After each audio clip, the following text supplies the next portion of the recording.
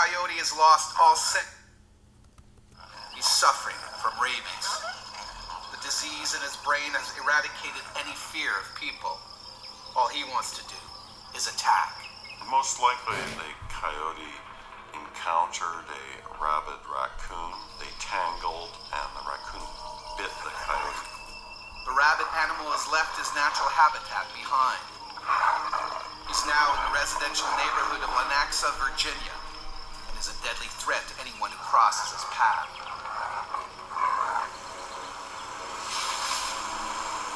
47-year-old Jimmy Hawthorne is working in his yard on a lazy Sunday afternoon. His wife is inside, taking a nap. It was a normal day. I was actually using the lawnmower to blow the leaves off the yard. Jimmy is completely unaware that he's being watched. I probably see coyotes once a month, and then when they see you, they're gone. They're scared of humans. But not this coyote.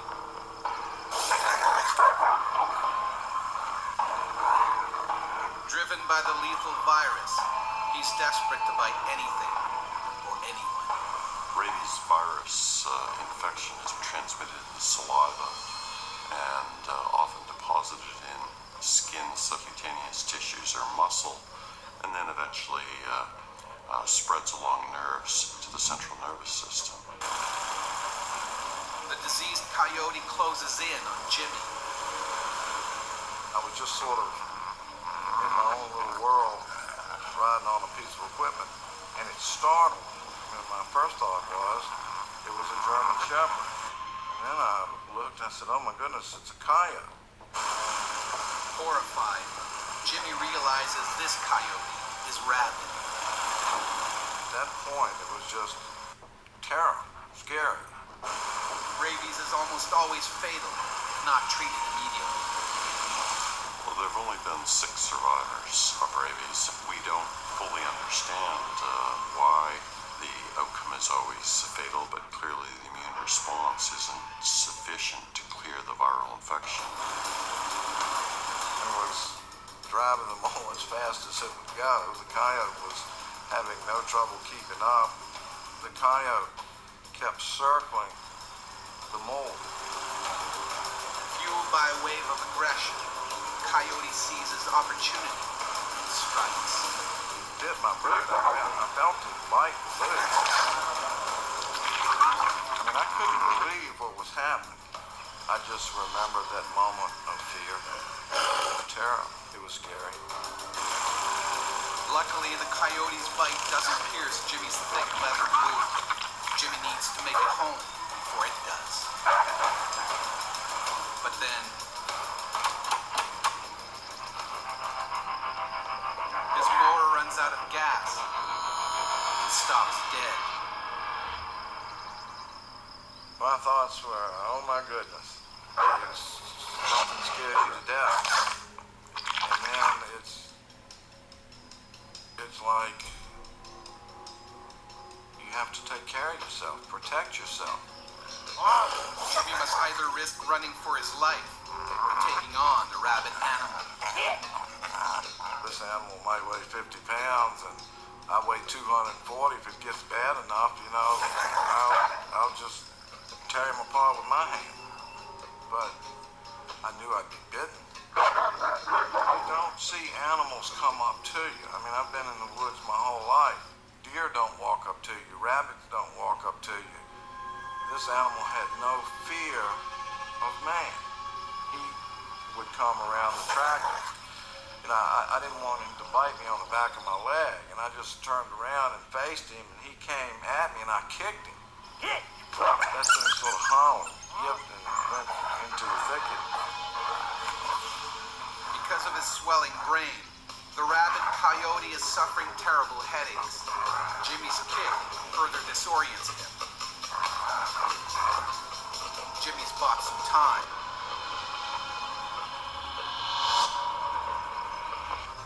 But only a little. I looked around and found a big stick about 8 foot long. And And I said, well, I can use this to keep him off of. And he was aggressive, extremely aggressive. Coyotes, K9P, are so much longer than, say, a Doberman. They're prepared to hunt, kill.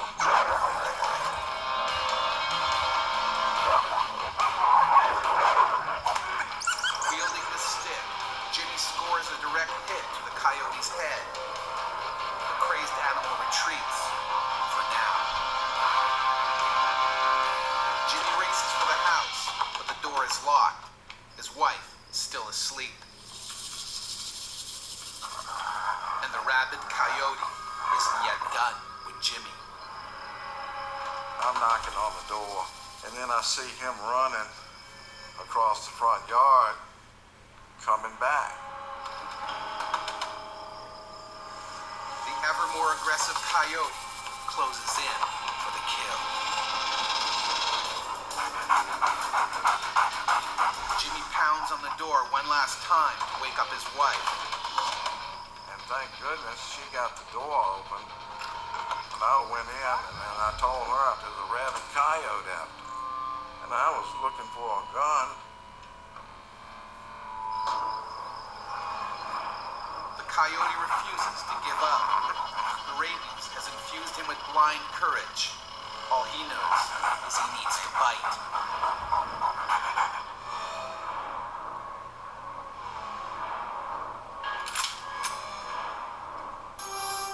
Jimmy has to end the battle now. In the initial stages, it's panic, fear, terror. You stay inside. You're scared.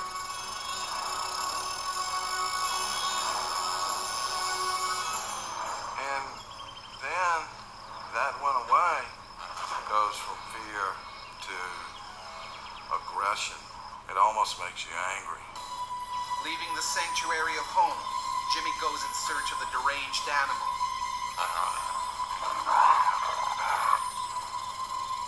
But this time, he's prepared.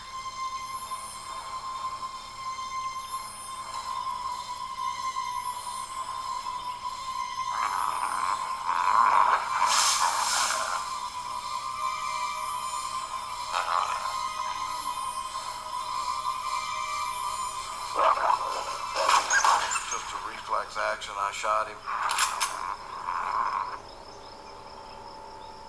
I killed him. When the animal is tested, experts confirm the rabies virus. Thankfully, Jimmy is healthy, but the psychological trauma remains. When I'd go to bed, I'd close my eyes and I would see the coyote coming at me. Now, when doing the gardening, Jimmy and his wife are always on guard, just in case. When the news originally did the story, when it happened, they said, how do you feel about that? And I said, well, I would have rather been a lottery winner. So, it was amazing to me how everything is nice. You're at home. It's a Sunday. You're working on your property. Everything's calm. And then everything turns into chaos. It's scary.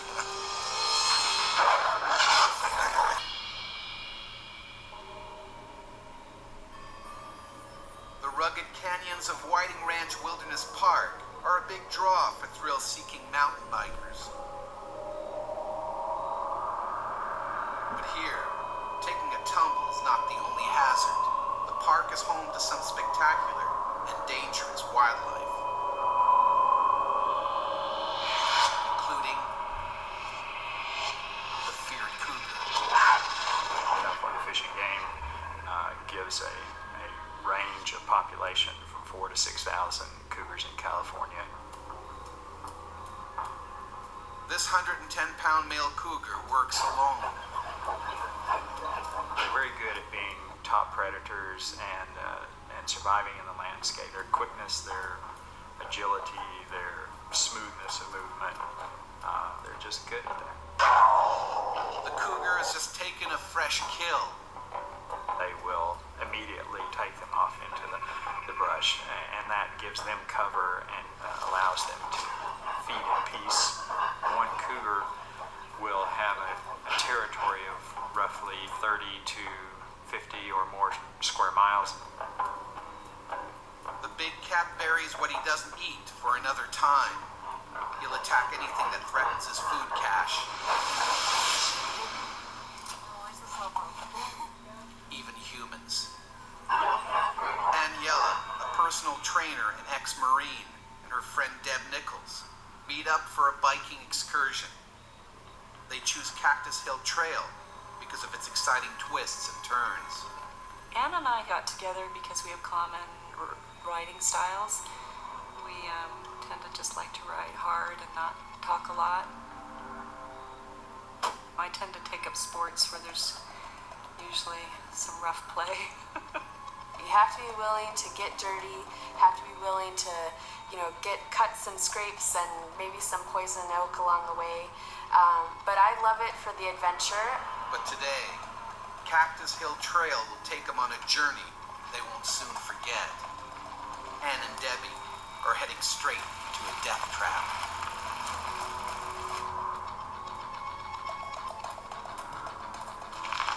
We were just kind of, coming into the downhill section. We were going to finish the ride soon. All the climbing is done. And our goal was to make it out before it got dark. The cougar jealously guards its precious food.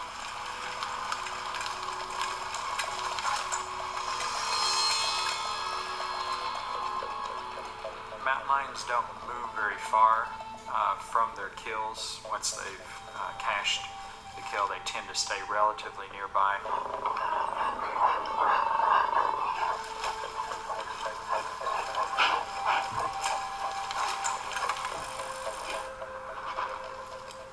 Just up the trail, another cyclist discovers an abandoned bicycle.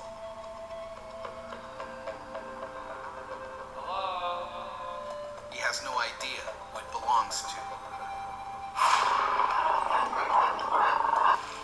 As I was first turning down that trail, Cactus Trail, when I came around one of the blind corners, we actually saw a man standing with his bike and then the second bike with no person. And my instinct was that they had stopped and that his friend was going to the bathroom. So honestly, I didn't really take it very seriously. The cougar's heightened sense of hearing picks up the noisy cyclists. They're invading his territory.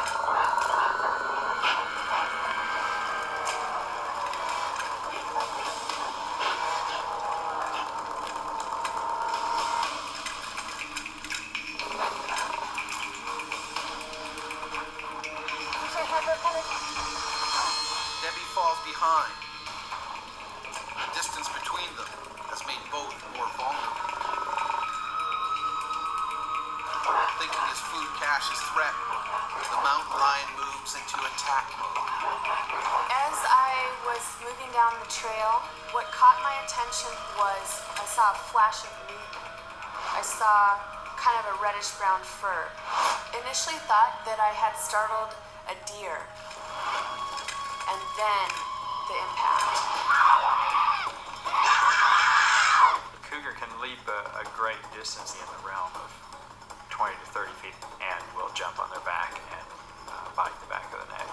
The only thing I can liken it to would be if you're riding your bike and you got hit by a car from behind. That's what it felt like to me. I mean, the impact was unbelievable. I was face down and he was trying to bite at the back of my neck. And I knew, okay, this isn't a deer. The lion's impetus is to kill as quickly and as efficiently as possible because that reduces its own energy expenditure and its own chance of harm. I just couldn't believe that had just happened to me. This is just a nightmare. This can't really happen. You can't wrap your brain around it. Anne's helmet protects her for now. But the cougar is determined to win this battle. If they don't kill with the first bite, they may move their bite gradually around to the front of the throat and deprave them by asphyxiation. Nothing I've ever experienced before in my life. It was so completely overpowering. I could feel it actually hanging on to my shoulders. The lion's claws were dug into each of my shoulders, and he was trying to bite at the back of my neck. He was able to manipulate and move me around, release his grip and grab on again and just drag me. I could hear Anne's cry, screaming, and it sounded unusual. It sounded like a siren over, and then just within an instant, I came around the corner and saw the mountain lion. Debbie needs to think fast. In sheer desperation, she tries to scare the animal away.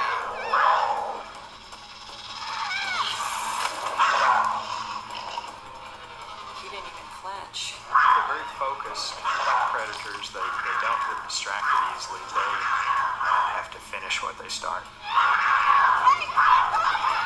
Risking her own life, Debbie does the only thing she can think of.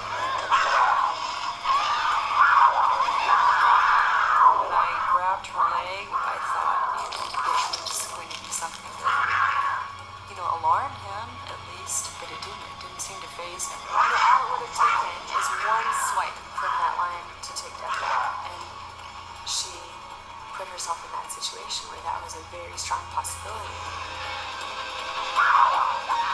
And I had a death grip on her caffrey. I was just amazed at his strength. I just remember watching her face and watching her hanging onto my leg and screaming at the top of her lungs. Debbie's frantic attempts aren't working. She can't pry her friend loose. I was very aware that he just basically ripped my face off. An adult male cougar's powerful jaws are comprised of 30 razor-sharp teeth. Measuring as long as 2 inches, these massive canines are used to deliver a lethal bite. The other teeth are specialized in slicing and shearing flesh.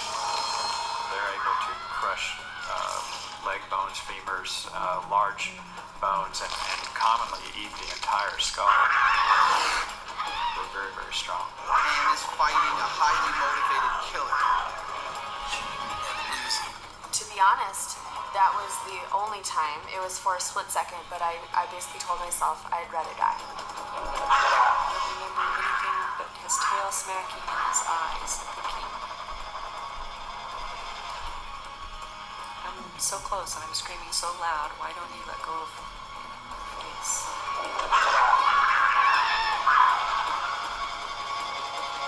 A group of cyclists up the trail hear Debbie's screams. They arrive with Anne's life hanging by a thread.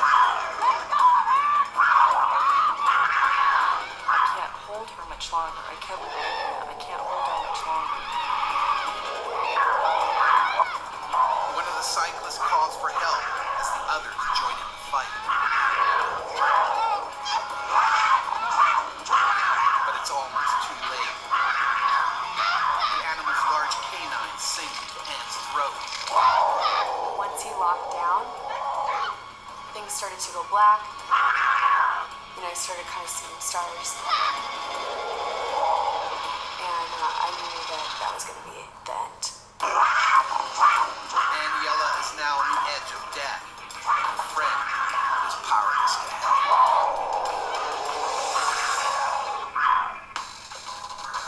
Aniela has been savagely attacked by a cougar in a California national park.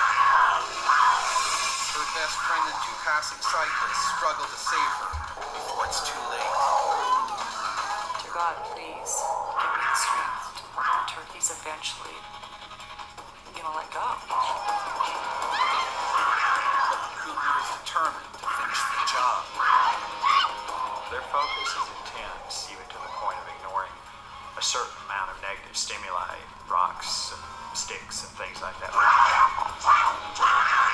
They're very focused, but they do recognize that they're getting hit, and at some point they potentially will give up. One of the rocks finally hits its mark. The cougar relents and lets go. The attack may be over, but Anne's struggle to survive isn't.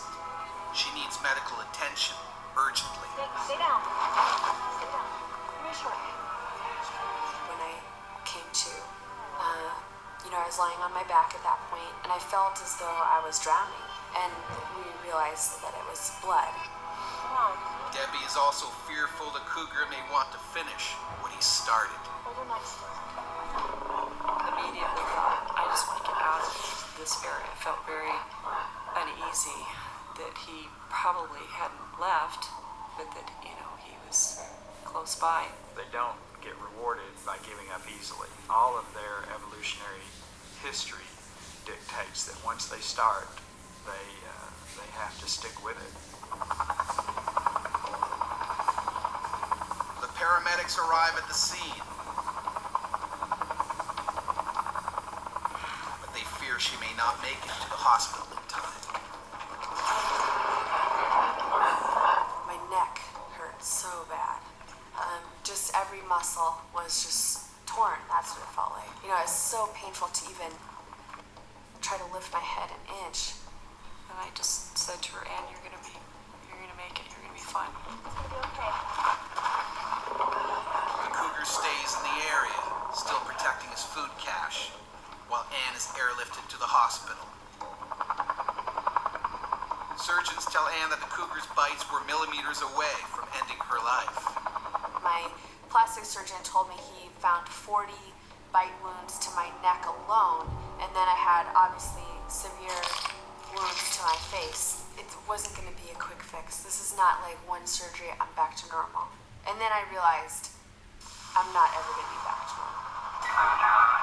Later that evening, park rangers locate the owner of the abandoned bicycle.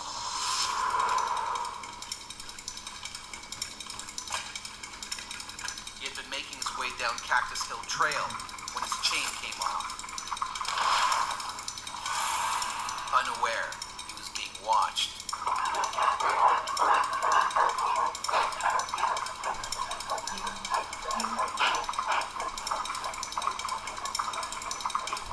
The animal struck with deadly force. The cougar likely snapped his victim's spinal cord in one bite.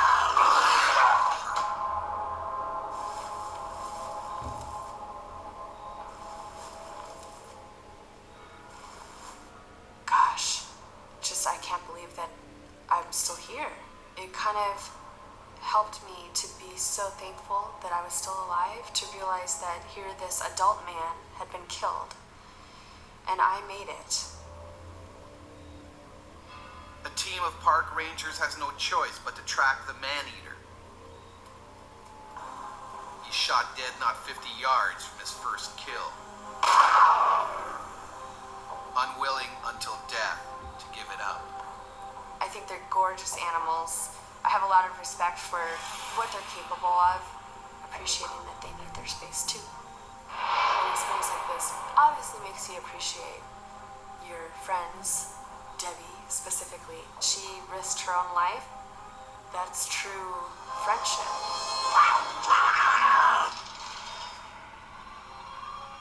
The African savanna, home to one of the most feared predators on Earth, the lion.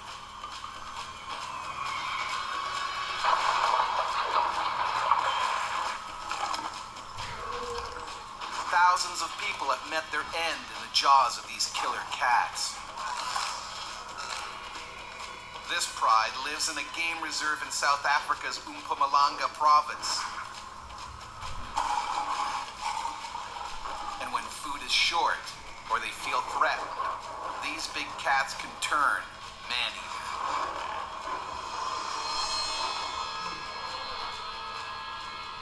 With lions around, no one can afford to be off guard.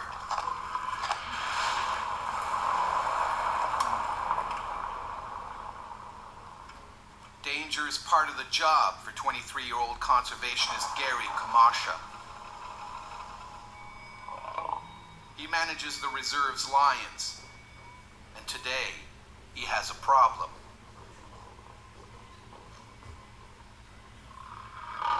A lioness is wounded, and she's pregnant. This female, because she was injured and finding it difficult to keep up with the pride to feed and to compete for food around the carcasses and things like that, she was getting very hungry.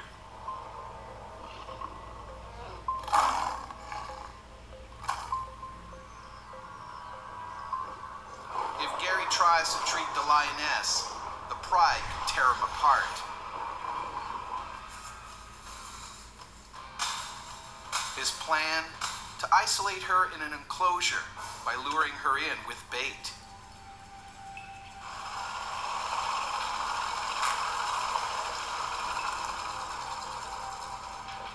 But the dominant males get to the meat first. Some are her own offspring.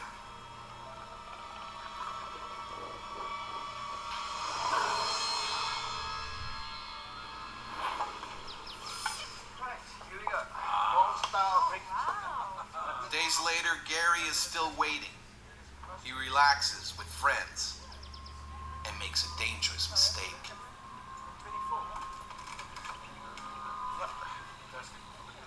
I took off my sidearm and put it to the one side to just be more comfortable and not thinking of anything that can happen at that point. But today will be different. The pride is staying outside the enclosure, and the hungry lioness grabs the opportunity to feed.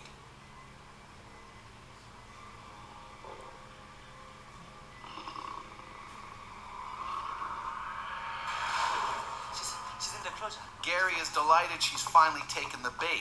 I'll be back in a couple of minutes. I just want to close again. Now he can treat her injury. Come, let's go. I basically thought, okay, this is what we've been hoping for. Let's quickly go and close the gates and make sure that she's constrained inside. But in the rush, he's forgotten the one thing that could protect him in an attack.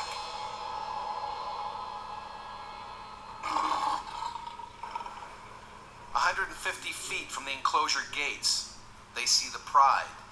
The lioness isn't with them.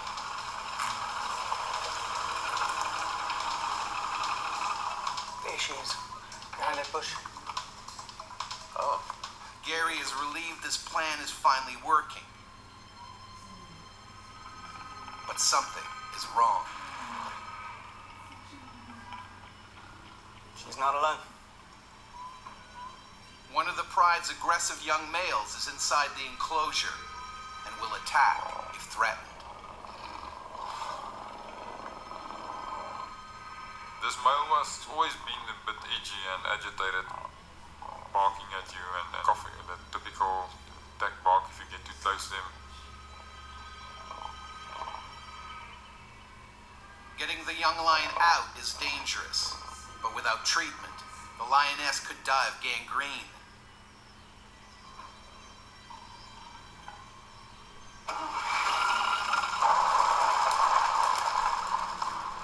Gary's plan, forcing the young male out by using the truck. So we went into the gate and I tried to get the vehicle between the male and this female and then push him out so that he could be running out, and once he would be outside we could close the gates. But the young lion isn't easily intimidated. He's not leaving. I think what happened at that point, he was looking at the movement of the vehicle, so the vehicle and the people inside was posing a threat to him as well as myself, and instead of him running for the gate, he was just seeing himself being crowded by this whole scenario. I was worried that he might start getting agitated, running up and down, psyching up the female as well as the rest of the pride. Forcing him out with the truck hasn't worked. All Gary can do now is try to flush the lion out himself. Just gonna have to go in there and chase him out.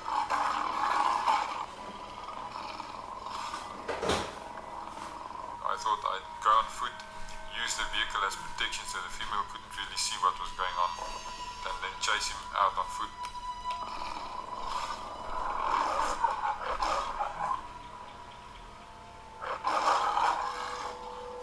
It's a risky move, especially as Gary still hasn't realized he's forgotten his gun.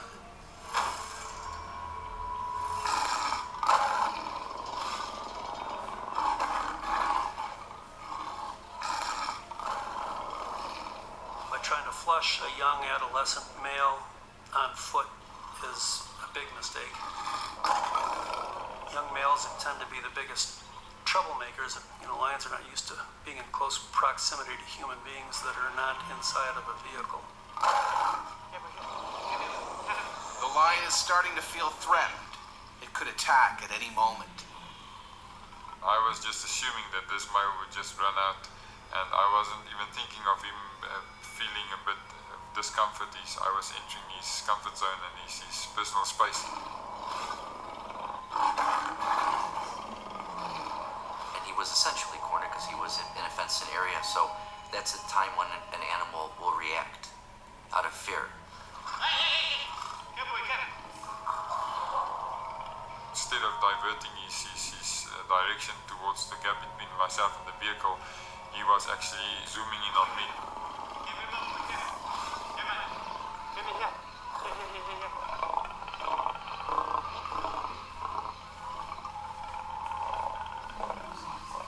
Realized he was coming for me now. I did think of that point my sidearm. This was the most stupid thing that I could have done. I don't know why I took it off. Gary tries frantically to get out of the lion's way, but it's too late. He was planning to go for my upper body. I moved back him and misjudged himself. I think that actually, to a certain extent, saved my life. The lion has missed Gary's head, but it locks its vice-like jaws around his leg. His friends, also unarmed, can only watch in horror. Gary has now become human prey.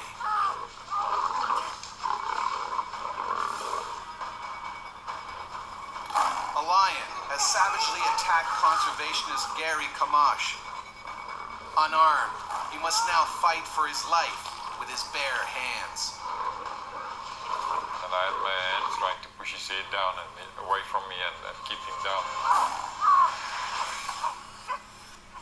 It was like an iron vice, a big vice just clamping around my leg. A lion's jaws can bite with nearly 900 pounds of pressure, enough to snap the spine of its prey with ease. The lion certainly was trying to control him and immobilize him and get him to a point where he could access a more vital area.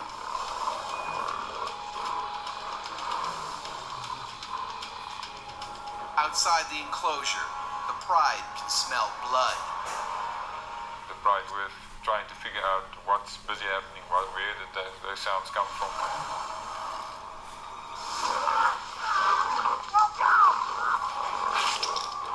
The pride is becoming restless. If they join in the attack, Gary is finished. Frantic, he tries to pry open the lion's jaws.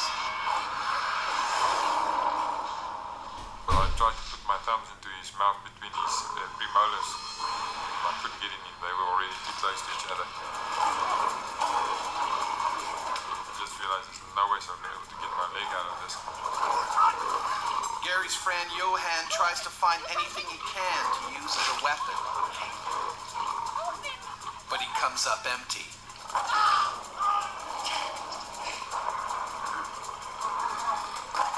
The pride is getting agitated. They can sense a kill. Some lions are dedicated man-eaters, using humans as a regular part of their diet. The hunting instinct kicks in. The attack is on. The rest of the pride was already coming in, and I shouted to my friend, keep the rest of the pride away, keep the rest of the pride away. Knowing that if they would come in, it would have been the end. Keep the freaking pride away! I thought that this was it. With the rest of the pride coming in to assist, I thought this would be the end. I wouldn't be able to fend off the rest of the group, so I was shouting at him, and he jumped out of the vehicle and started throwing pieces of branches and rocks.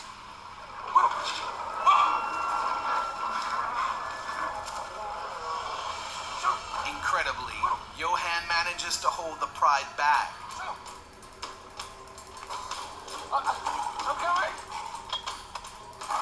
But Gary's leg is still locked in the lion's mouth. He needs to do something fast. Desperate, Gary attacks the lion's only weak spot, its eyes. I could just feel when I pressed my thumb into his eye that he was blinking and trying to get out. That was hurting him.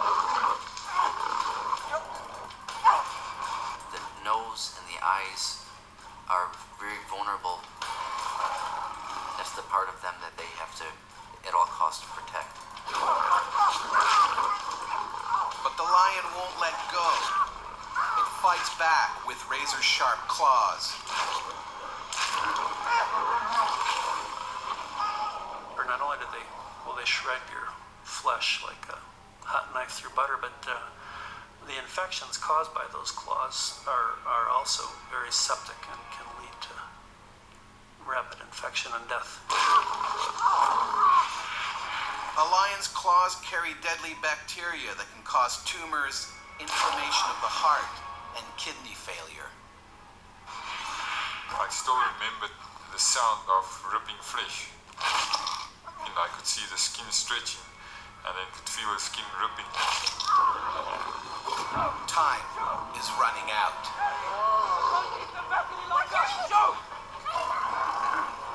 Johan has nothing else to throw at the lions. If the pride attacks, Gary is unlikely to escape alive.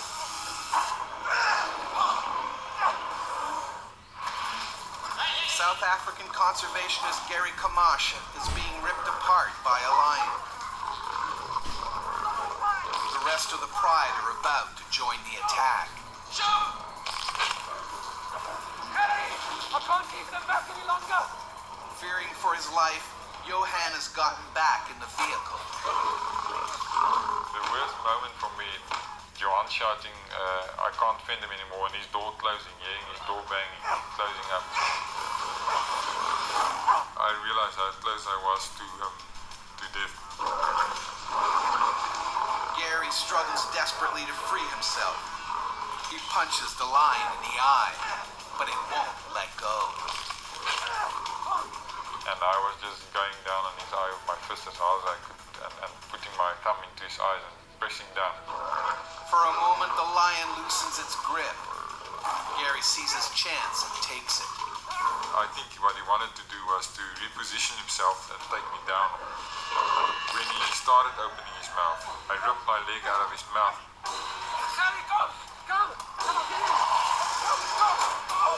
The rest of the pride was very psyched out. 4, 5, 10 seconds longer than I would have been taken and ripped apart.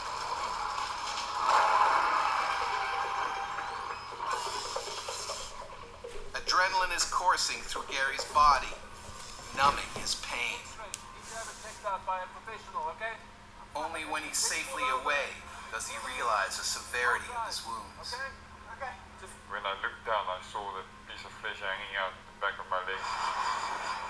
He ripped some of my tendons out of my arm as well, and I didn't even pick up that I couldn't use my left hand properly. It's pull over. I'll drive. Okay? Okay. Just pull over. Okay. Pull over. It takes half an hour to get to the nearest hospital.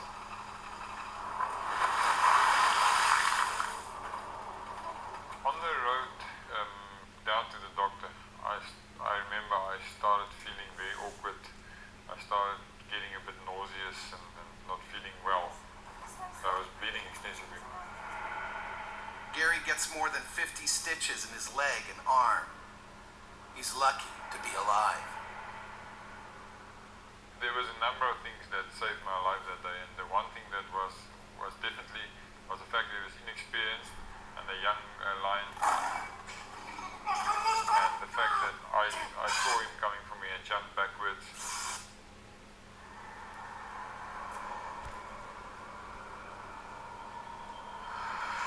just a few